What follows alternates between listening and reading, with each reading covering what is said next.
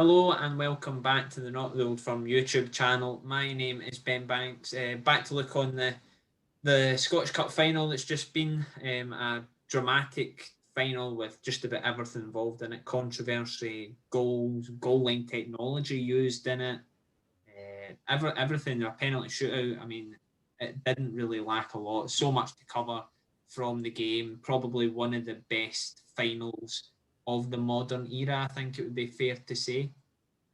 Just in terms of all-round action and how close to the wire it went. Certainly, probably the best I've watched in my time. Look back. Was it? You're just a Wayne, so. Oh, well, maybe that plays a part in it. But I don't think it can be denied just how good this final was. But it looked like a very straightforward affair in the first half. Celtic were 2-0 up. Ryan Christie's first goal was really good, and then Odsonne Edouard Panenka penalty. We hate to see Panenka penalties, according to some, but it did the trick and put Celtic 2-0 ahead, and that pretty much looked like it. It looked like Celtic would maybe go on, score another couple. Premiership v Championship perhaps showing its colours. Then what showed its colours was Celtic this season, which is, I mean, chucking goals away, left, right and centre. Liam Boyce scored 2 minutes after half time, completely left free in the box to head home, and then Stephen Kingsley, a corner in, Connor Hazard misses it. It gets put into the box. Goal line technology deemed it over the line. Lee Griffiths predictably scored an extra time when it went that far before Josh Ginnelly, again more comedy defending at the back from Celtic, allowed him to score, and then heartbreaking penalty shootout stuff to get all that way and then lose 4-3 on penalties.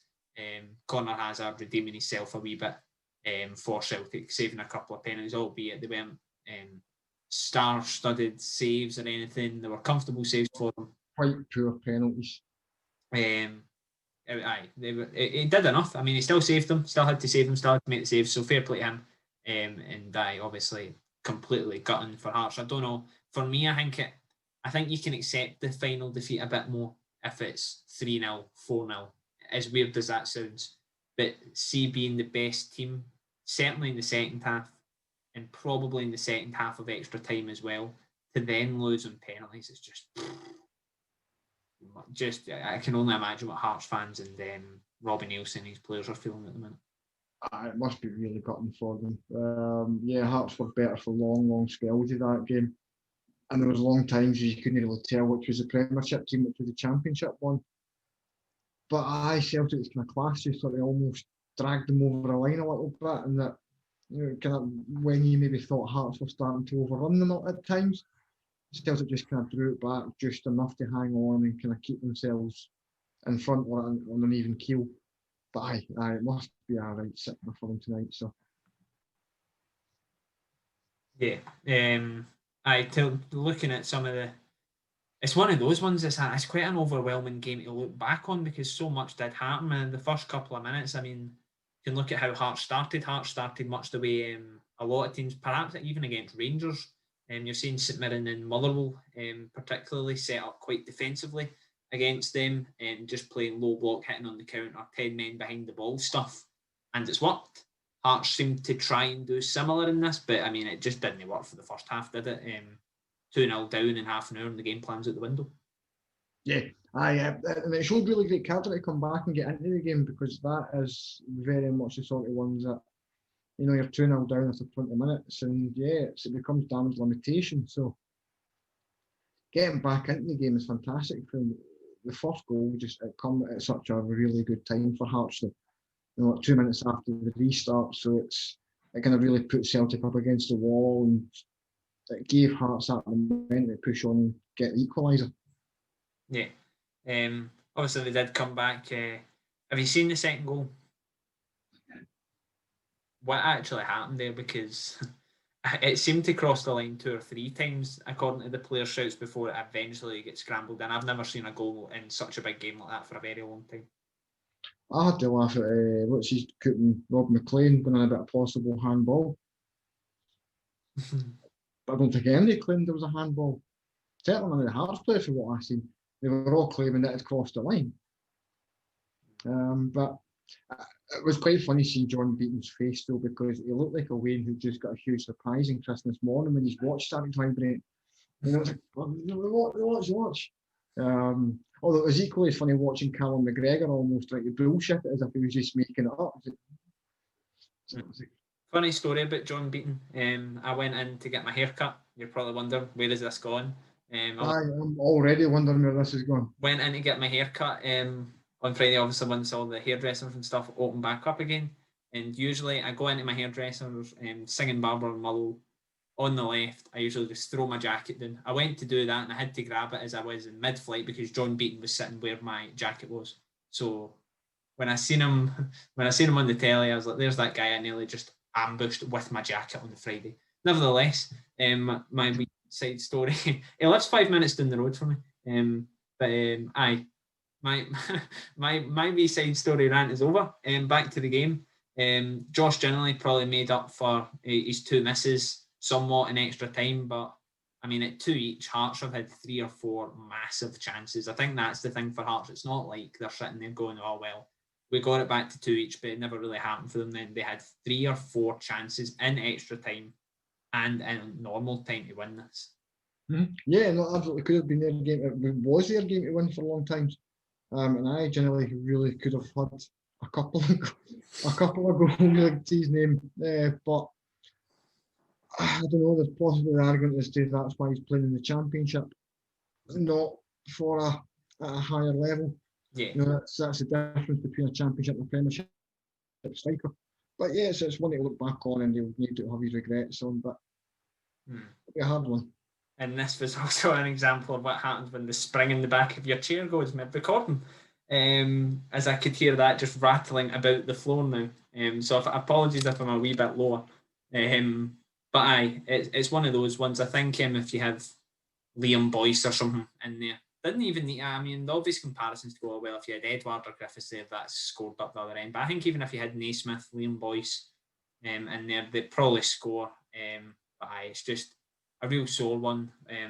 Perhaps I did think the stars aligned a wee bit, especially in penalties as well. They were leading in penalties. Craig Gordon, what a story that would have been.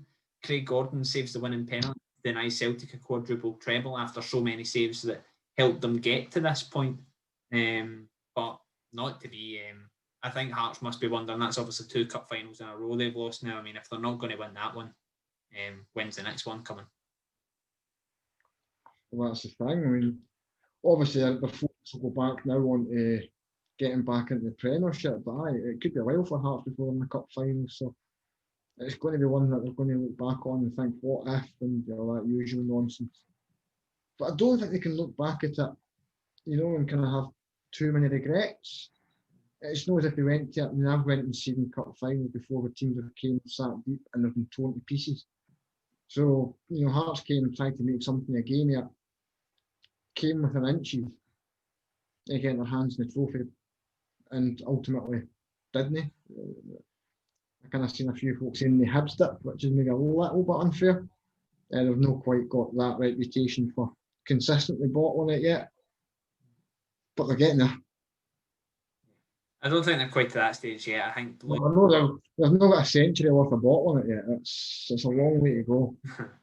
But I need to say, so that pitch was atrocious. No, it wasn't great, was it? I don't know. It looked like it was raining a bit heavily in Glasgow. But it's still, it's the National Stadium Park. It should be the best in the country. But that's been Park have been playing on it as well, so it's not as if it hasn't been getting used or anything. It's been getting played on. It seemed just very quite poorly maintained, really heavy, and as much as a spectacle as the game was, I think it probably took away a little bit from letting either side try and properly get the ball in and play at times. I think you kind of saw those little bits where it would be a wee bit more kind of agricultural in the passing and go a bit longer than they would typically look to. I think a big part of that was really poor. And Hampden's normally got a really good pitch. At least normally it looks good. Yeah, it should be said. I don't think it was the worst thing in the world, but it definitely could have been better anyway. Bye. That should be us for this. Just we look back at the cup final. I just get Scott Brown as well for his utter show of completely lackey class at full time. I haven't seen it. I just quickly, while I was glancing through screens there, I seen that perhaps he had a go at somebody in the Hearts end, or perhaps him and several Hearts players wound up squaring up after the final. He was used for a quadruple treble, and he was more interested in getting one up a Hearts player, and being like, look, we've just done this fantastic achievement, I've written their names in history. And I said, come on, man. But that's all we've got time for in this little review of the cup final. Hope you have enjoyed. We'll be back probably tomorrow with the review of the Premiership weekend as well. Plenty of comebacks and late drama there as well. So plenty to come from that, as well as it's obviously Christmas week as well, but that doesn't mean we are slowing down our content anytime soon. Still got a couple of Premiership cards to come. And it's going to be fairly busy over the next week and into the new year. As well as that, we'll also have some exclusive interviews for you, both written and here on our YouTube channel. All that's left for me to say is take it easy, subscribe to our channel, and see you next.